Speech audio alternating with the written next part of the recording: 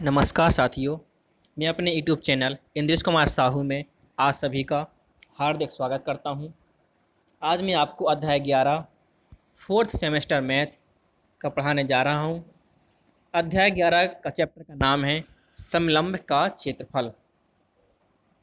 हम आज पढ़ेंगे समलंब का क्षेत्रफल। ठीक है, तो इसका क्षेत्रफल कैसे ज्ञात करते हैं इसके बारे में हम आज आपको बताएंगे। तो समलंब का जो सूत्र होता है, समलंब का क्षेत्रफल, इसका हमारा सूत्र होता है 1/2 समांतर भुजाओं का योग गुणा ऊंचाई।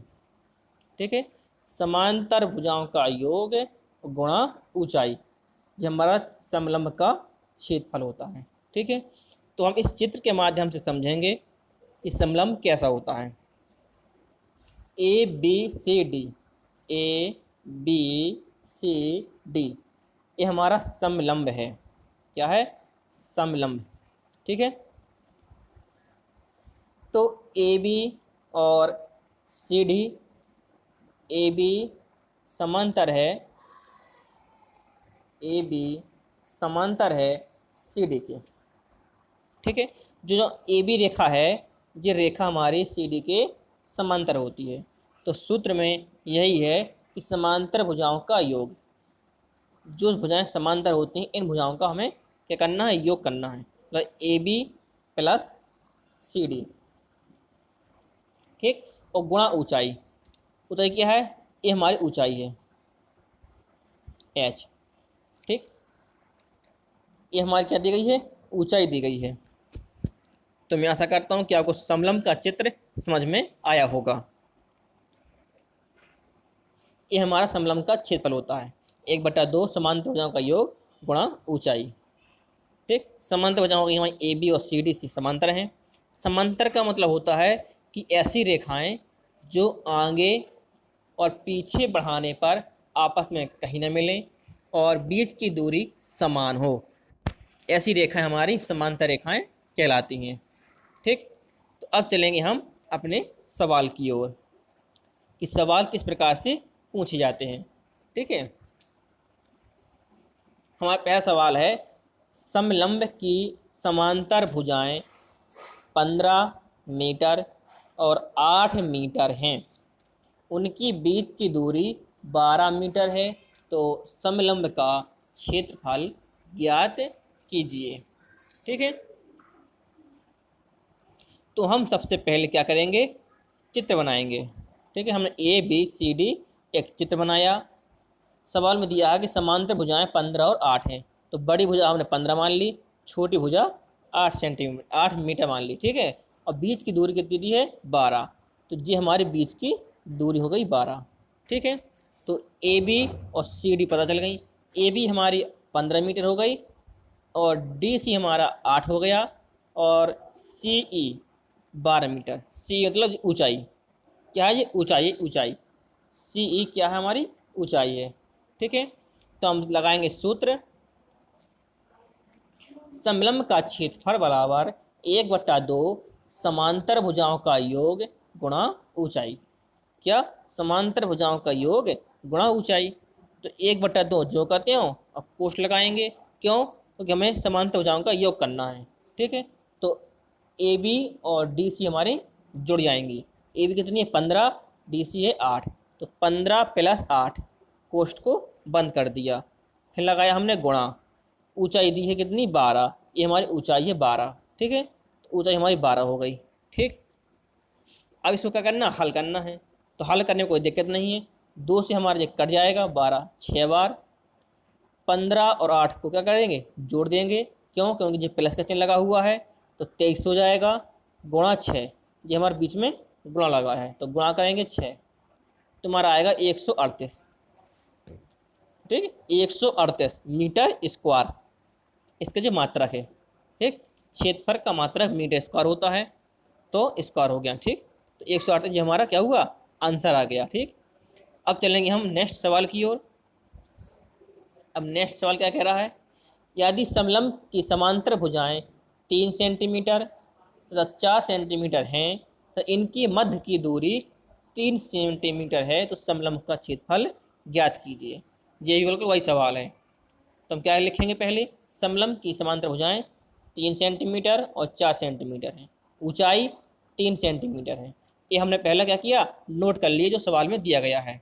ठीक, अब हमें क्या करना है, समलंब का क्षेत्रफल हमें ज्ञात करना है।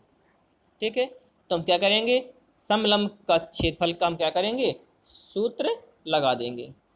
ठीक, समलंब का क्षेत्रफल होता है 1/2 समांतर भुजाओं का योग गुणा ऊंचाई। ठीक, मैं आशा करता हूँ यदि आपको हमारी वीडियो पसंद आती है तो हमारी वीडियो को लाइक और चैनल को सब्सक्राइब ज़रूर करें, जिससे आपको हर वीडियो आपको बराबर मिलती रहे। ठीक है, तो मैं आशा करता हूँ कि आपको ये वीडियो समझ में आ रही होगी। जिन भाइयों बहनों ने यदि हमारी पिछली वीडियो ना देखी हो तो वो हमारे इंद्रेश कुमार साहू चैनल को सर्च करें और प्ले लिस्ट में जाकर आप वहाँ से वीडियो को देख सकते हैं और अपने दोस्तों को भी शेयर करें, जिससे सभी लोग इस वीडियो के लाभ उठा सकें। ठीक है, अब हम क्या करेंगे, अब हमें समांतर भुजाओं का योग हमें मान धरने हैं। तो 1/2 कोष्ठ लगाएंगे, समांतर भुजाओं का योग करना। तो भुजाएं दी गई हैं 3 और 4, तो 3 + 4 करेंगे, कोष्ठ को बंद करेंगे, गुणा लगाएंगे। ऊंचाई हमारी कितनी है, 3 सेंटीमीटर है, तो ऊंचाई को हम 3 लिख देंगे। ठीक है, अब क्या करना है, ये हमारा कहीं कट नहीं रहा है, तो 1/2 जो कहते हो, 4 3 को हम जोड़ देंगे तो 7 हो जाएगा, 7 × 3। ठीक है, तो 7 तिया 21, तो 21/2 हो जाएगा। 2 का हम भाग देंगे तो 10.5 वर्ग सेंटीमीटर, ये हमारा क्या होगा, आंसर होगा। ठीक, क्या होगा, ये हमारा आंसर होगा। ठीक है, अब चलेंगे हम नेक्स्ट सवाल की ओर और किस प्रकार से सवाल पूछे जाते हैं। अभी तक हमने निकाला है समलंब का क्षेत्रफल। ठीक है, अब क्षेत्रफल के अलावा और क्या क्या पूछ सकता है, ये हमारे अब नेक्स्ट सवाल में दिया गया है।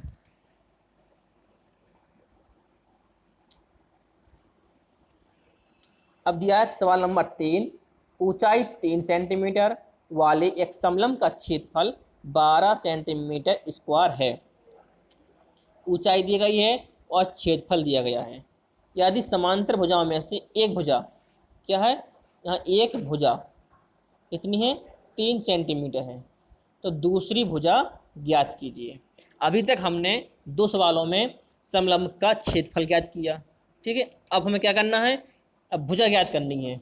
ठीक है, तो हम क्या करेंगे, जो चीज़ पहले दी गई है उसको हम पहले नोट कर लेंगे। तो लिखेंगे पहले, माना समलंब की समांतर भुजा की दूसरी भुजा हमने मान लेंगे कितनी है, x सेंटीमीटर है। हमें दूसरी भुजा क्या करनी थी, ज्ञात करनी थी। तो हमें दूसरी भुजा मानी हमने x, और पहली भुजा हमारी दी है 3 सेंटीमीटर, तो पहली हो गई 3 सेंटीमीटर। ऊंचाई दी गई है 3, तो ऊंचाई हमारी 3 हो गई। ये दिया सवाल में, हमारी ऊंचाई दी गई 3। ठीक, और क्षेत्रफल दिया गया कितना, 12। सवाल में क्षेत्रफल दिया 12, तो हमने 12 हमने क्या किया, नोट कर लिया क्षेत्रफल। ठीक है, अब हमारे सभी मान क्या हो गए, मालूम हो गए। इससे संबंधित हम तुरंत क्या करेंगे, सूत्र लगाएंगे। हम एक ही सूत्र जानते हैं अपना, समलंब का क्षेत्रफल बराबर 1/2 समांतर भुजाओं का योग गुणा ऊंचाई। ठीक है, तो हम सबके पहले मान रखेंगे, क्षेत्रफल 12 सेंटीमीटर, तो 12 सेंटीमीटर हमने क्षेत्रफल रखा, बराबर लगाया, 1/2 रखा तो ज्यों कहते हो, कोष्ठ लगाएंगे और समांतर भुजाओं का योग करना है। तो हमने एक भुजा हमने मान ली थी x और एक दी थी 3, तो 2 को जोड़ देंगे तो 3 + x और गुणा ऊंचाई कितनी दी है, 3। ठीक है, इस प्रकार से हमारा सवाल दिया गया है। अब हम क्या करना, सवाल को हल करना है। तो क्या करेंगे, इस 2 को हम क्या करेंगे, पक्षांतर करेंगे। इस 2 का पक्षांतर, ये 2 काय में है, भाग में है, पक्षांतर करेंगे तो कहाँ जाएगा, गुणा में जाएगा। ठीक, 2 का हम हाँ गुणा करेंगे तो 12 दूनी 24। ठीक है, तो हमारा होगा 24 बराबर 3 + x प्लस गुणा 3। ठीक है, अब इस 3 का इस कोष्ठ के अंदर क्या करेंगे, गुणा करेंगे। तो लिखेंगे 24 बराबर 3 त्रिका 9 प्लस 3 एकम 3, तो 3x। ठीक है, इस 9 का क्या करेंगे, पक्षांतर करेंगे। पक्षांतर करने पर चिन्ह बदल जाते हैं, तो 24 माइनस 9 हो जाएगा बराबर 3x। ठीक है, घटाएंगे तो 15 बचेगा। अब हमें x का मान ज्ञात करना है। क्या करना है, x का मान ज्ञात।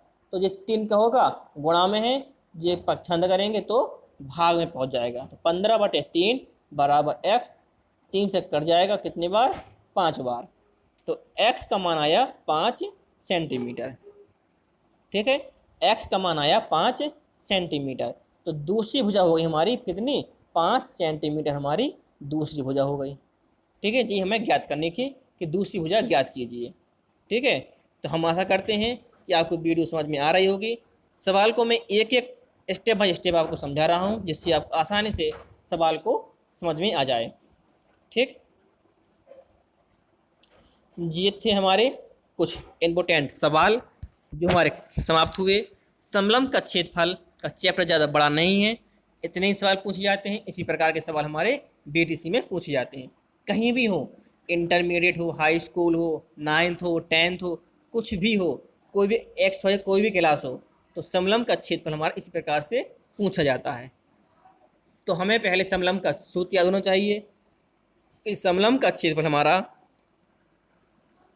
समलंब का क्षेत्रफल बराबर होता है 1/2 समांतर भुजाओं का योग गुणा ऊंचाई।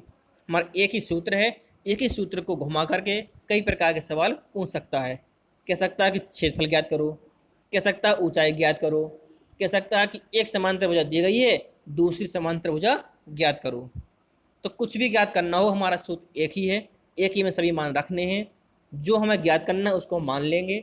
जैसे हमें ऊंचाई ज्ञात करनी है तो हम ऊंचाई को क्या करेंगे, ऊंचाई को हम मान लेंगे कि ऊंचाई हमारी क्या दी गई है, मान लेंगे हम ऊंचाई हमारी x दी गई है, तो ऊंचाई हमें मान ली।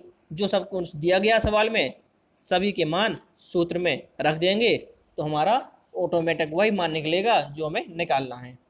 ठीक है, तो हम आशा करते हैं कि आपको ये सवाल समझ में आ रहे होंगे, और हमारी मुलाकात अगले वीडियो में फिर होगी। तब तक के लिए नमस्कार। पढ़ते रहिए, आगे बढ़ते रहिए।